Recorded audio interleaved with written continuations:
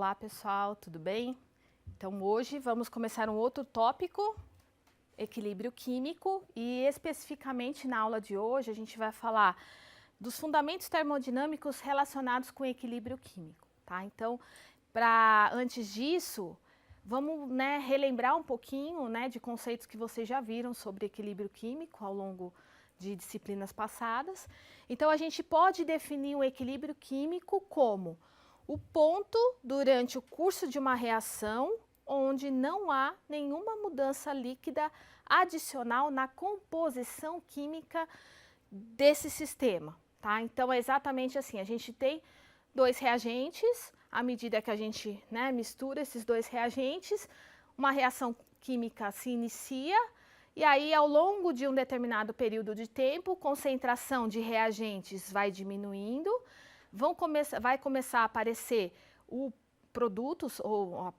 produtos, então concentração de reagentes diminui à medida que a concentração de produtos vai aumentando, até chegar num determinado ponto, onde a gente vê exatamente que não ocorre mais nenhuma mudança líquida na composição química desse sistema, tá? Então a gente tem uma estabilização da concentração de reagentes e da concentração de produtos, tá? O que mais a gente pode falar? Termodinâmica é muito utilizada para entender equilíbrio químico. Então a gente vai ver durante as próximas aulas aí algumas relações de termodinâmica com equilíbrio que nos ajudam muito a entender tudo o que está por trás desse tópico de equilíbrio químico de uma reação, tá? Se a gente for pensar, lembrar da aula de energia livre de Gibbs, o que a gente pensa? Que são processos a temperatura e pressão constantes, que são condições facilmente alcançadas em laboratório. E aí a gente tem uma variação da energia de Gibbs como uma condição de espontaneidade dessa reação. Então a gente tem como saber a partir da energia livre de Gibbs se uma reação está ocorrendo espontaneamente ou não, tá? E a gente pode fazer essa relação entre o equilíbrio químico e a energia livre de Gibbs, tá? Então a gente vai ver ao longo dessas aulas como relacionar equilíbrio químico e energia livre de Gibbs para a gente ter noção se é uma reação espontânea ou não e se a reação está no equilíbrio, como que ela está, o que está acontecendo ali exatamente nesse ponto que a gente define como equilíbrio químico. E aí a gente pode definir uma grandeza que a gente vai chamar de grau de avanço, simbolizada aqui, como um meio de expressar até que ponto uma reação prossegue de reagentes puros em direção a produtos, tá? Então essa propriedade aqui é bastante interessante para nos ajudar a entender esse grau, exatamente esse grau de avanço da reação, de sair de reagentes e chegar até produtos, tá? Se a gente fosse a fazer uma analogia com esse conceito de equilíbrio químico, a gente tem duas situações aqui, onde a gente poderia soltar uma bolinha aqui de cima de uma montanha, então essa bolinha tem uma determinada energia, então aqui ela vai continuar se movendo, então aqui não é uma situação de equilíbrio. Já nessa condição B, aonde a bolinha desceu e já variou aqui em torno de uma posição de equilíbrio, então a partir do momento que essa bolinha estabilizou aqui, seria o ponto de equilíbrio desse sistema, então seria mais ou menos uma analogia que a gente poderia fazer com o conceito de equilíbrio, tá? Já relacionado mais especificamente à química, como é que a gente observa um equilíbrio químico, tá? Então vamos imaginar uma situação, a gente está observando a precipitação de um sal insolúvel a partir de uma solução aquosa. Então imagina lá um becker, que você tem uma solução aquosa, e você quer precipitar um sal a partir dessa solução, Então o que a gente tem, ó? A gente pode verificar duas situações. A gente tem os íons aqui em solução, se combinando para formar o sólido, mas ao mesmo tempo esse sólido se dissolve nos íons, que formam esse composto. Então essas duas reações acontecem ao mesmo tempo e num determinado ponto a gente não vê mais nenhuma variação na composição da mistura, né, na composição da reação. Então, nesse exato momento onde a gente não vê mais variação, ou seja, nem muito diminuição de reagentes e nem mais aumento de produtos, da quantidade de produtos, a gente define então o ponto de equilíbrio químico para essa reação, tá?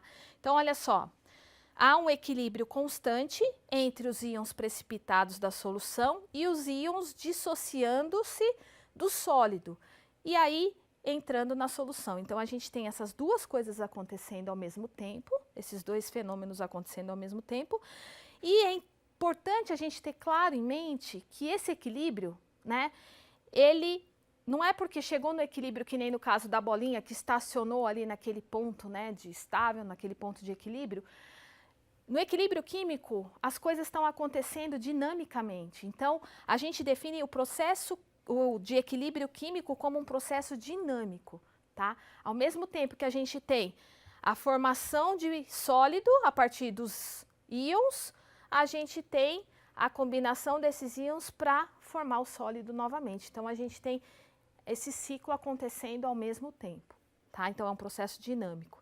Então, é mais ou menos se a gente pudesse fazer uma analogia com uma estação de esqui, onde a gente observa um número de pessoas em cima, né, no topo da montanha, e depois, lá embaixo, depois de esquiarem, um número de pessoas, e esse número é sempre estável. Então, esse transporte, né, das pessoas que estão embaixo, voltando para o topo, então ocorre dinamicamente, e é sempre estável o número de pessoas em cima e o número de pessoas embaixo. Então, a gente pode fazer a analogia desse processo dinâmico que ocorre nas reações químicas como numa estação de esqui, tá? Então, quais seriam umas condições básicas para a gente alcançar um equilíbrio químico, para definir que uma reação alcançou um equilíbrio químico? Então, a gente diz que a velocidade da reação direta é igual à velocidade da reação inversa, tá? Então, as duas estão acontecendo ao mesmo tempo e com a mesma velocidade. Outra suposição, atividades ou concentrações, né, ou no caso de gases, fugacidades e pressões parciais, são constantes com o tempo. Então, aquela definição de que no equilíbrio a gente tem uma estabilidade da composição dos componentes nessa reação, tá? A reação é reversível, né? Ó, claro, porque a reação da direta, a velocidade com que a reação direta acontece é igual à velocidade com que a reação inversa também acontece.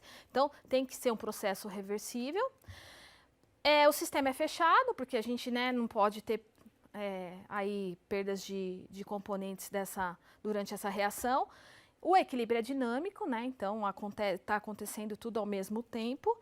E a variação de energia livre, a T e P constantes, é igual a zero. Então, esse, né, que é exatamente relacionado à energia livre de Gibbs, é o que define para a gente essa ligação da termodinâmica com o equilíbrio químico. Então, sempre lembrar que no equilíbrio químico, a variação de energia livre é igual a zero, no equilíbrio químico, tá? Então, vamos lembrar do que eu falei lá no slide anterior, bem no início, que eu falei do grau de avanço, que nos ajuda a entender, né, exatamente esse processo de avanço de reagentes virando produtos, né? Como é que a gente define? É a medida do progresso de reação, considerando que o número de mols da espécie I no sistema no tempo T0 é NI0, né? Então, a gente poderia definir assim, o grau de avanço é igual a o número de mols em algum determinado tempo, menos o número de mols no tempo zero, né, antes de começar a reação, dividido pelo fator aqui, o coeficiente estequiométrico das espécies, tá?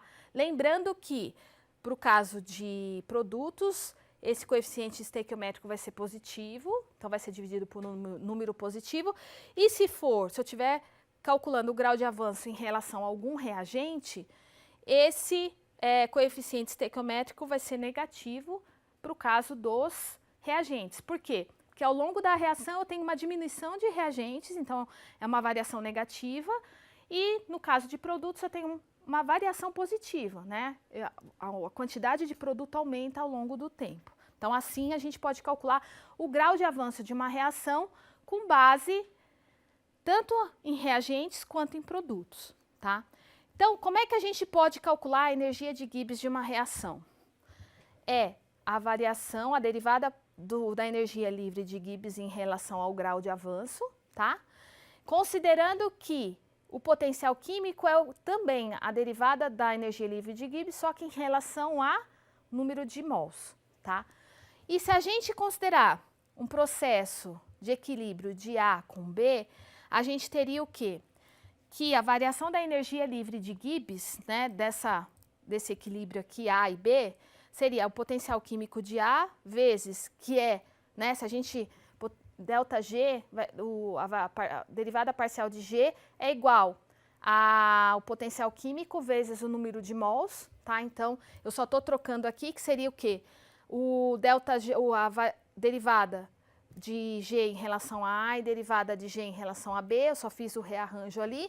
Então, vai ser o quê? Potencial químico de A vezes a variação do número de mols de A, mais o potencial químico de B vezes a variação do número de mols de B, tá? Então, fazendo isso e substituindo pelo grau de avanço, a gente teria algo para calcular a variação de energia livre de Gibbs, a gente poderia usar o potencial químico de B menos o potencial químico de A em relação ao grau de avanço. Então, é uma forma de calcular a energia de Gibbs para uma reação em equilíbrio, tá? Lembrando que a derivada parcial da energia livre de Gibbs em relação ao grau de avanço se resume exatamente à subtração dos potenciais químicos de B e de A, tá? Então, simplificando, a gente teria isso, que a variação da energia livre de Gibbs da reação em equilíbrio é o quê? Potencial químico de B menos o potencial químico de A. Então, a gente está vendo aspectos de um equilíbrio químico a partir de uma visão termodinâmica, tá? Então, ó, a energia livre de Gibbs é a diferença de potenciais químicos entre produtos e reagentes na composição da mistura reacional. Então, é exatamente isso que a gente obteve no final aqui, que a variação de energia livre de Gibbs de uma reação é exatamente a diferença entre o potencial químico do produto menos o potencial químico dos reagentes, tá? E aí, se a gente, né, lembra de uma das condições para o equilíbrio químico, para a gente definir o ponto de equilíbrio químico, é que ΔG é igual a zero, né? Em processos onde a temperatura e a pressão são constantes, né? Então, exatamente nesse ponto é quando o potencial químico dos produtos é igual ao potencial químico dos reagentes. Então, se eu disser que a reação está em equilíbrio, automaticamente, termodinamicamente, eu já imagino que o ΔG é igual a zero e o potencial químico dos produtos é igual ao potencial químico dos reagentes, tá? Então, nessas condições, a composição do sistema fica definida no equilíbrio. A gente consegue calcular a composição, né, de reagentes e produtos no ponto de equilíbrio. A gente sabe exatamente quanto é que tem de produtos e quanto é que tem de reagentes nesse ponto de equilíbrio, tá? Então, esse gráfico aqui mostra pra gente, né, que é o grau de avanço em relação à energia de Gibbs, ó, que ΔG é menor do que zero nessa região, tá? ΔG é maior do que zero aqui.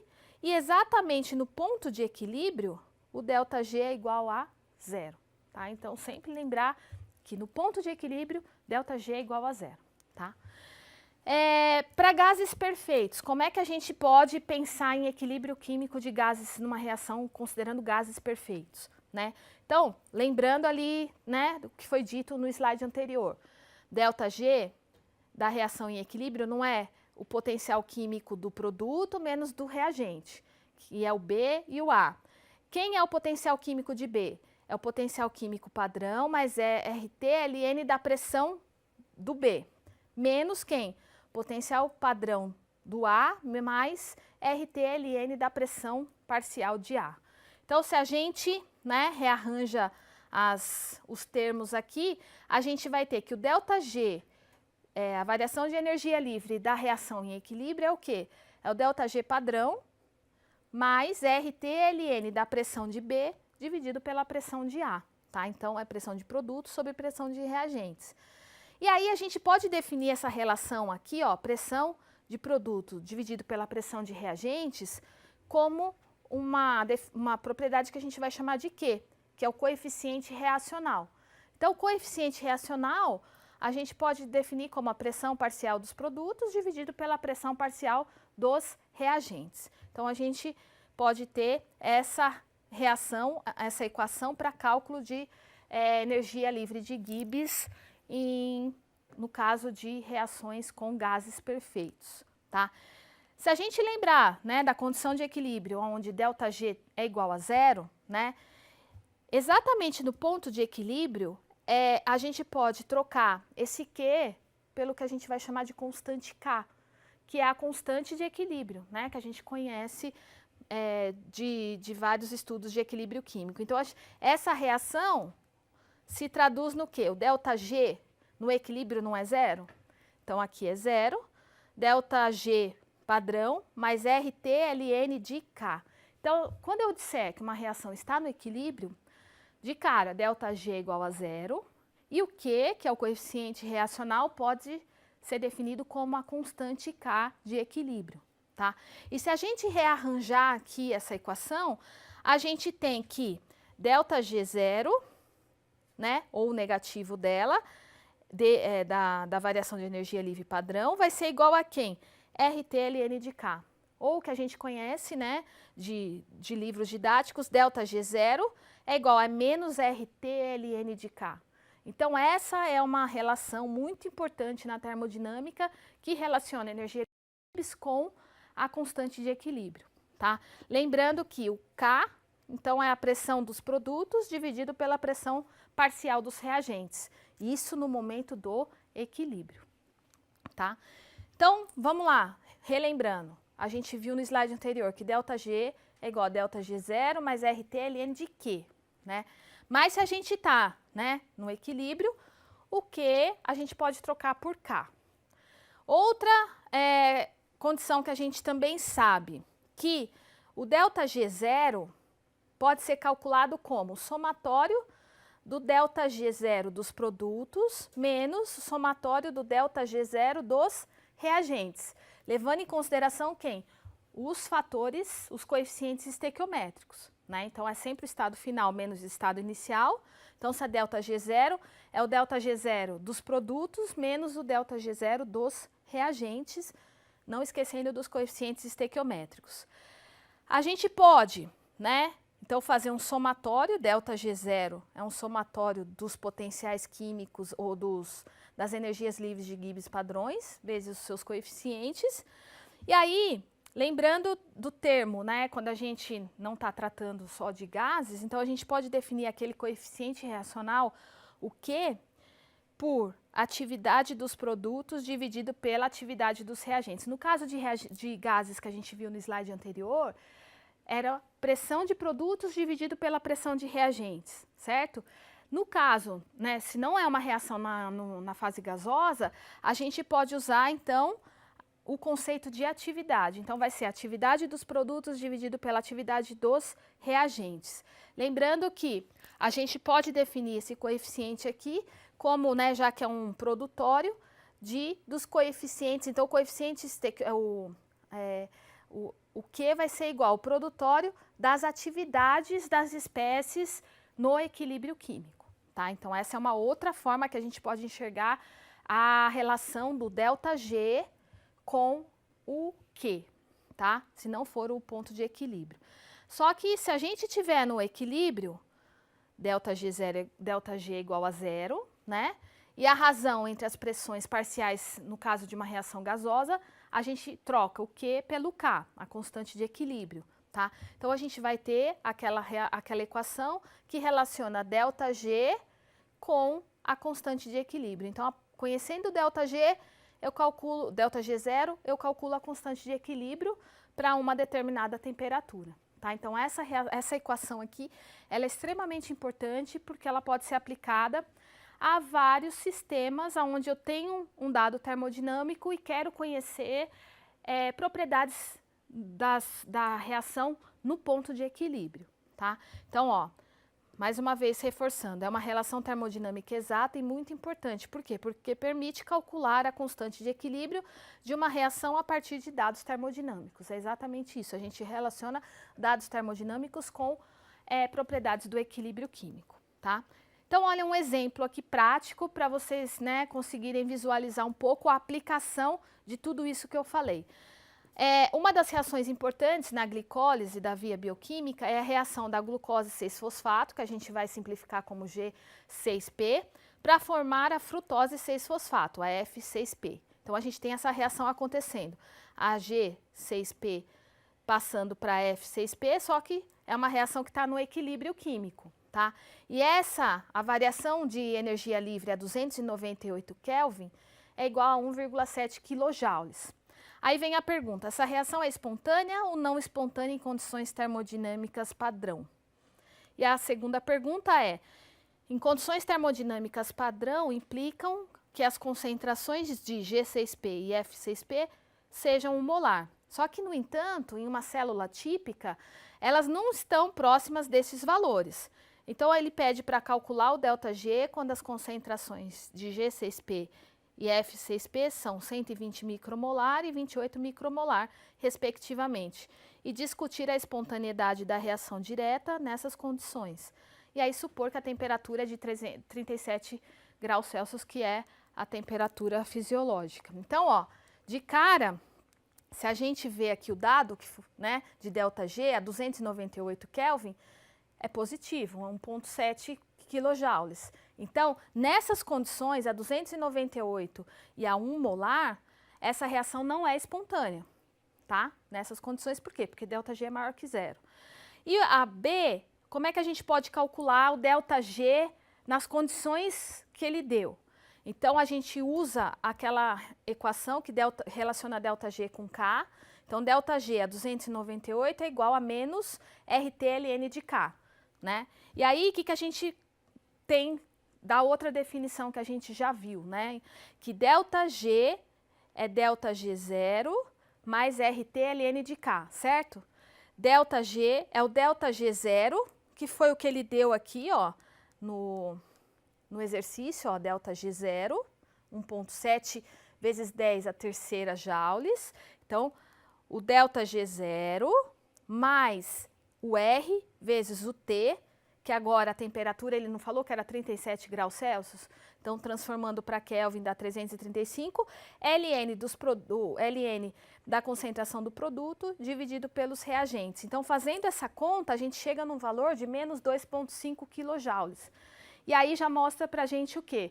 ΔG negativo. Então, nessas novas condições, com aquelas concentrações que foram dadas no problema e na temperatura de 37 graus Celsius, essa reação é espontânea, tá? Então, essa é uma aplicação que a gente pode observar claramente o efeito, né? Como é que a gente pode relacionar a constante de equilíbrio com o ΔG e automaticamente supor, imaginar a espontaneidade do processo. Se naquelas condições de temperatura e concentração no equilíbrio, a reação é espontânea ou não, tá? Então, a reação direta para produzir F6P é espontânea nessas condições, tá?